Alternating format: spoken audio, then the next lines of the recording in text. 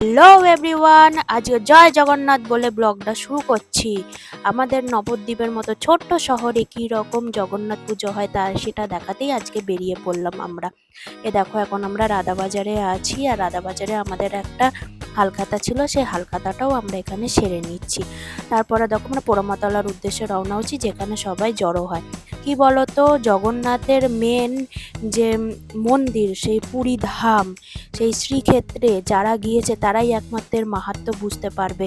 এই জগন্নাথ দেবের যে কি মায়া আর কি লীলা, তারা সেই পুরী ধামে না গেলে তারা কখনোই বুঝতে পারবে না। আর এখানে নিজের ইচ্ছাতেও যাওয়া যায় না যতক্ষণ না প্রভু আমাদেরকে ডাকে। আমিও এই বছর গিয়েছিলাম, তাই আমি এতগুলো কথা বলতে পারছি। তো এই দেখো, আমরা পৌঁছে গিয়েছি। আমাদের এখানে কেবলমাত্র তার একটা ঝলকই দেখা যায়, আসল তো লীলাক্ষেত্র তো তাদের পুরী ধামই। তো এই দেখো, আমরা পৌঁছেও গিয়েছি, আর এখানে ভালোই ভিড় বলতে গেলে।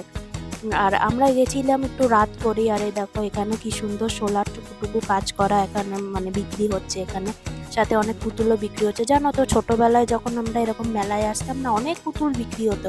এখন পরিমাণটা দেখছি কমে গেছে, হয়তো আমরা দেরি করে এসেছি বা যে কোনো কারণেই হোক, আমরা একটু রাত করে গিয়েছিলাম। আর এই দেখো, আমরা মন্দিরের সামনে চলেও এসেছি। এখানে কি সুন্দর দেখতে সব ঠাকুর। এই দেখো, আমি চিনিকলা দিয়েছি, দিয়ে তারপরে ঠাকুরের ছবি তুলছি। কি ভালো দেখতে বলো, মনটা জুড়িয়ে গেল। আর এখানে দেখো আরেকটাও সুন্দর ঠাকুর। আর আমাদের এইখানে বেরিয়ে যাচ্ছে রথ, কারণ অনেক রাত্রির হয়ে গেছিল। আর এখানে পাঁপড় ভাজা বিক্রি হচ্ছে। এই রথে না পাঁপড় ভাজা জিলাপির যে ক্রেজ, সে আর বলার কথা না।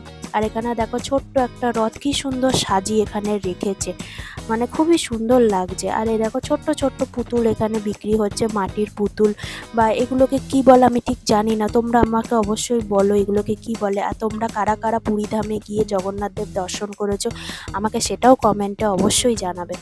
আর এই দেখো, এখানে কত সুন্দর সুন্দর পুতুল বিক্রি হচ্ছে। এই দেখো আরেকটা ঠাকুরও বাড়ির উদ্দেশ্যে, বাড়ি না, মাসির বাড়ির উদ্দেশ্যে তো যাচ্ছে। আবার উল্টো রথে দেখা পাবো। আমিও একটুখানি টেনে নিলাম, কারণ শুনেছি রথের দড়ি টানা নাকি খুব ভালো।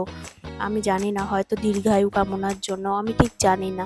তো আমিও একটুখানি টেনে নিলাম। তারপরে দেখো আশেপাশে টুকটাক পুতুল আছে, এখানে দেখো রথও আছে। আর এই দেখো, এইগুলো যদি মারপিট লাগে যে কি হাল হবে, সে বলার কথা না। আর এই দেখো, এখানেও পুতুল বিক্রি হচ্ছে। তারপরে আর কিছু করার নেই, আমরা জিলাপি নিতে চলে এসেছিলাম, কারণ জিলাপি সবাই খাচ্ছে, আমরা কেন খাবো না। তো এই 2.5 প্যাচের জিলাপি নিতে চলে এসেছি। দেখো কি সুন্দর ভেজে সোজা রসের মধ্যে ঢাললো, ওই রস যে কি রস। আর এই দেখো, আমরা জিলাপি আর রুটি নিয়ে বাড়ি চলে এলাম। আমাদের কেমন লাগলো অবশ্যই আমাকে জানাবে।